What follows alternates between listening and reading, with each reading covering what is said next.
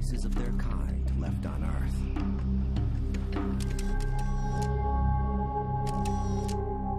Soon, they may only be memories on the pages of a magazine. But just as we are on the brink of losing the spectacular diversity of our natural world, we may be on the verge of a new era in conservation. It is the age of public and private sector partnerships. An idea that was triggered more than a century ago when we almost destroyed it all. There was a place in the American West where the way of life had remained unchanged for thousands of years. Tens of millions of animals once blackened these rolling plains. But by the middle of the 19th century, humankind had left its indelible footprint. With funding from Congress, conservationists led an expedition to survey and document parts of the West before they disappeared. When the Hayden expedition returned, they brought back stunning images of the area.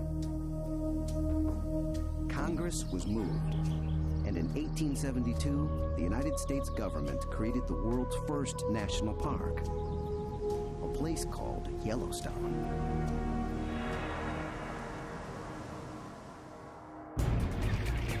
Their decision resonated around the world and into the next century. In the early 1990s, maverick conservationist Mike Fay and National Geographic photographer Nick Nichols met in Central Africa to photograph some of the most pristine rainforests left on Earth. Yet even in this remote place, logging and illegal hunting were leaving their grim signature. The hardships of the jungle were relentless, but the experience planted a seed of obsession in Mike and Nick to document as much of this vanishing wilderness as possible. Their objective was even more audacious than that of the Hayden expedition in the 19th century. The team embarked on a journey that would stretch across 2,000 miles and 2 countries, from eastern Congo to the coast of Gabon, recording everything along the way. What does fresh elephant dung look like? Boop. You know, oh, what is that butterfly species? Boop. Oh, there's another beetle that we haven't seen before. Boop. And I just take everything like that all day. I can maybe make 100 3 or 4 second clips in a day. Spooked them a wee bit. If I don't have all this stuff, you know, it's just a memory.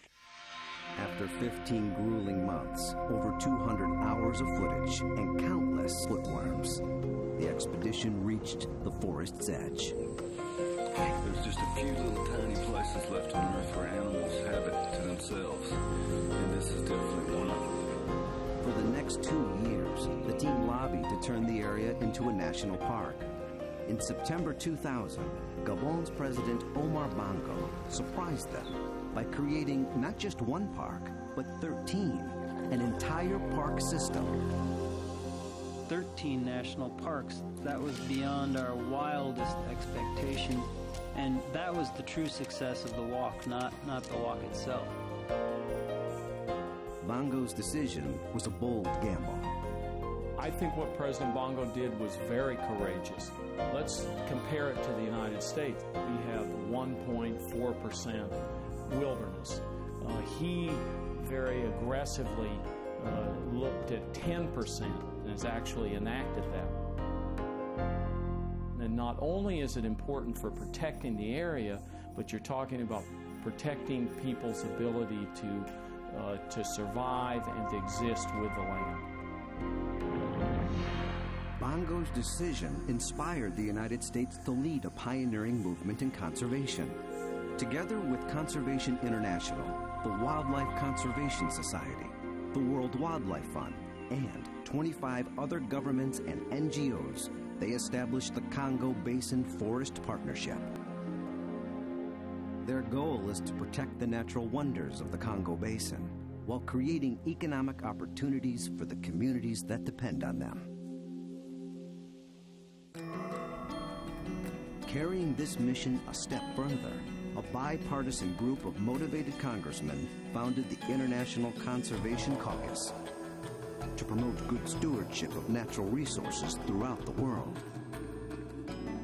Well, the mission is to do what we can to work in partnership. We have the opportunity of bringing the Congress together to raise the awareness. This is not a Republican or Democrat issue.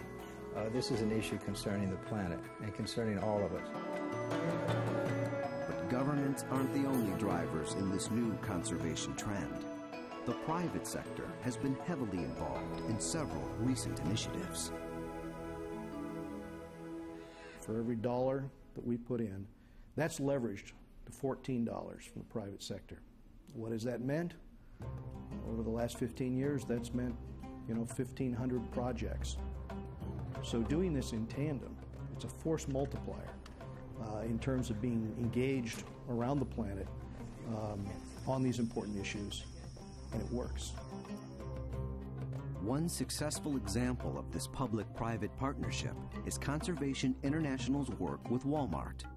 To achieve sustainable environmental solutions through its supply chains, Walmart has been working with CI and other NGOs to address improvements needed to rebuild depleted fisheries.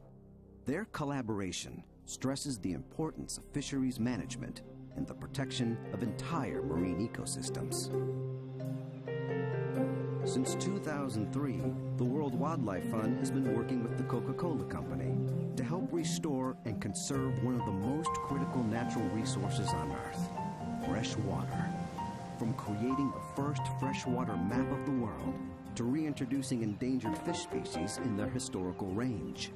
After more than 100 years of absence, WWF and the Coca-Cola Company are committed to conserving the world's most important freshwater systems. In another innovative approach, the Wildlife Conservation Society has partnered with Goldman Sachs to create a 680,000-acre nature reserve on the island of Tierra del Fuego, at the tip of South America.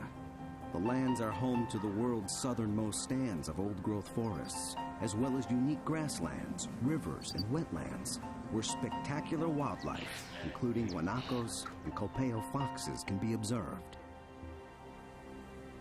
And in Latin America, the Nature Conservancy, with help from many private donors, has contributed $7 million to debt reductions under the Tropical Forest Conservation Act, legislation authored by Rob Portman. Agreements in 6 countries are leveraging more than $60 million spread over the next decade, protecting tens of millions of acres of tropical forests. There's one thing for sure, and that is that this earth is finite. There's only so much land, so much water, and so much air. And the more we degrade any of the earth, land, or water, the less we have in terms of human existence on the earth. The more we do, the more there'll be to do. The International Conservation Caucus Foundation is doing what it can to push this new trend in conservation. The Foundation's definition of good stewardship of natural resources not only focuses on biodiversity protection, but also includes poverty alleviation, conflict avoidance, and regional security. For this spectacular planet and all the life it holds, the clock is ticking. Species and habitat loss is mounting. Only we, as stewards of our natural world, are in a position to protect and extend the legacy of these wild places. You realize that humans really need nature. Why? We need nature because it makes us feel intact. And to know that somewhere there's hippos in the surf, this place has got to be there for this earth to be whole.